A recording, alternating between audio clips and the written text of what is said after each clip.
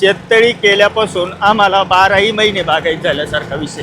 साधारणतः एक फेब्रुवारीपर्यंत सर आमच्या गावामध्ये पाणी असते. फेब्रुवारीच्या नंतर गावातले बोरवेल म्हणा किंवा या पाझर तलाव यांच्यातलं पाणी खपून आपण काय केले, वैयक्तिक स्वतःचे प्लास्टिक आस्तरीकरण करून शेततळे केले.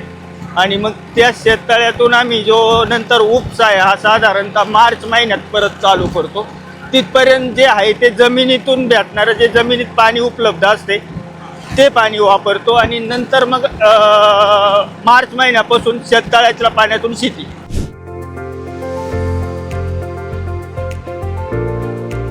माझं नाव मल्हारी शंकर मेहेर. आमचं गाव पिंपळगाव रोठा, तालुका पारनेर, जिल्हा अहिल्यानगर. आमचं जे गाव आहे हे साधारण समुद्र सपाटीपासून 900 मीटर उंचीवर, पठारभाग जसं बोललं जातं त्या टाईपचं गाव आहे. तर एक जानेवारी फेब्रुवारी नंतर आमच्या गावात जमिनीमधलं जे पाणी आहे ते संपलं जातं. मग आता आम्ही हा शेततलाव हा पर्याय का केला शेतीसाठी, तर पावसाळ्यामध्ये आमच्याकडे जे काही बोरवेल आहेत, पुढं काही विहिरी खांडलेले आहेत, त्याच्यातून हे आम्ही इथं एक शेततलाव केला आणि खाली एक शेततलाव.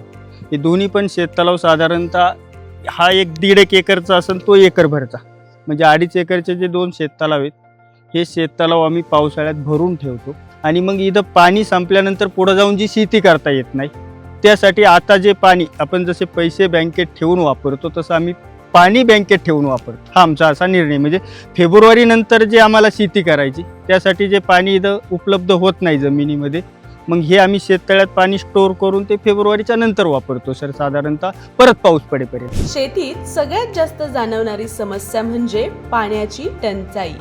पण मल्हारी दादांनी योग्य वेळी केपीटेक्सच्या माध्यमातून 2 शेततळे तयार केले. पावसाचे पाणी साठल्यामुळे प्रत्येक सीझनला त्यांच्या शेताला भरपूर पाणी मिळालं आणि उत्तम पीक मिळालं. आता हे करंडे प्लास्टिक प्रायव्हेट लिमिटेड, आमचे मित्र दीपक करंडे साहेब यांचं माझं पहिल्यापासून असं एक चांगलं रिलेशन असल्या कारणाने मग आम्ही हे दोन्ही पण शेततलाव केलं. तर हा साधारणतः 3 वर्षापूर्वी हा शेततलाव केला होता मोठा. हा साधारणतः मला वाटतं ते 50 गुंठ्यामध्ये असेल आणि 5000 स्क्वेअर मीटरचा हा पेपर टाकलेला आहे. आणि ह्या शेततलावात 2.5 कोटी लिटर पाण्याची क्षमता आहे. कंपनी काय करते, इथपासून तिथपर्यंत जे अंतर आहे ते 12 फूट आहे. आणि मग आता 12 फूट रुंद असल्यामुळं काय होते, आपले जॉईंट कमी बसतात शेततळ्यामध्ये. आणि जॉईंट कमी बसल्या कारणाने स्क्वेअर मीटर जे ते वाचले जातात शेतकऱ्याचे. फायदा हा होतो. आणि दुसरा फायदा असा का कागदामध्ये क्वालिटी, साधारण आता मी एक 2-4 वर्षापासून शेततळे सगळे वरचे केले, हे केले, आणि मग अद्यापपर्यंत कोणत्याही प्रकारचं लिकेज म्हणा किंवा जॉईंटला फाटणे तुटणे जे म्हणतो किंवा जॉईंट उखडून पडणे, कधी कधी काय होतं पाण्याचा लोड आला का जॉईंट 2 बाजूला होतात. मग हा प्रकार अद्यापर्यंत झालेला दिसला नाही. शेततळ्यासाठी लागणारा कागद हा योग्य क्वालिटीचाच हवा. मल्हारी दादांनी स्वतः केपीटेक्सचा कागद चेक केला. 100% शुद्ध वर्जिन HDPE कच्च्या मालापासून बनवलेले हे कागद आहेत. वेगवेगळे आकार, रंग आणि जाडीमध्ये उपलब्ध आहेत. शिवाय हे सरकारी अनुदानास पात्र आहेत. मल्हारी दादांना याची क्वालिटी इतकी आवडली की त्यांनी आजूबाजूच्या शेतकऱ्यांना सुद्धा हाच कागद वापरण्याचा सल्ला दिला.